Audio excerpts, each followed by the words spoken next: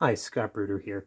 So at a request from a viewer, I decided to take a look at what I have for soldering irons and what I'm working with. Now, I am far from an expert and have far from the best hardware out there. But my soldering all began with some parts I picked up from Radioshack probably 15, 20 years ago. These ones are branded Next Tech. This little guy here is well, in need of a new tip. But what we have here is a variable temperature or power soldering iron. This one here allows you to specify from off 15, 30, 45 all the way up to 60 watts.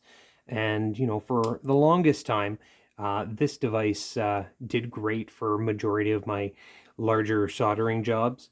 This one here, Next Tech part number 6412006A. I'm sure I could find something that is still made that's very similar to this, but this is a larger soldering iron for larger surfaces. So I had a couple other tiny pencil soldering irons that I've used between this and what I use now. I'll give you a fine example, like what I picked up, the last kit that I grabbed for doing soldering like out and about was just this little tiny soldering pen. It came in a kit with a bunch of tips and solder, and I've got some of my solder wick there. But this is another device on off, and it has settings from 220 all the way up to, that one says 180 degrees Celsius. Oh, sorry, from 180 degrees Celsius to 220 degrees. You know what I'll do is I'll check the specs and put the information in the comments. This is a Life from 2018. But this one is the one kind of I take out and about when I've got to do small little soldering jobs for friends, or just working on tiny stuff. There are a lot of good reviews on tiny little pen soldering irons or pencil soldering irons, so definitely take the time to read some of those. And my investment probably about 3 years ago now was this BAKU 702B. Now I'm still trying to fine tune it and figure it out, but this system here is an SMD Rework soldering station, right? So this gives me a soldering iron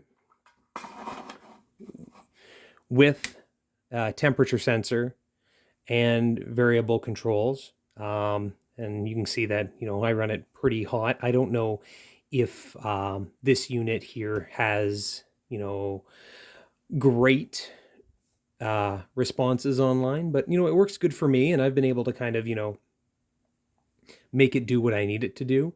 Now, the one thing I haven't gotten into fully, and I've I use it for removing stuff more than putting stuff on, is the hot air. So the hot air, comes with a bunch of different tips. It's got its own temperature gauge, so you can leave both of them on at the same time. And of course, the hot air allows you to also control your fan speed as well as your air temperature. And it's worked well. This one here I know I got on sale.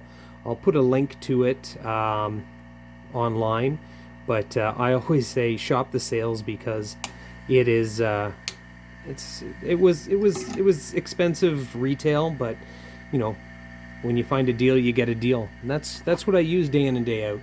I have a lot of friends that would recommend using just a bunch of pencil soldering irons. Get a couple of them.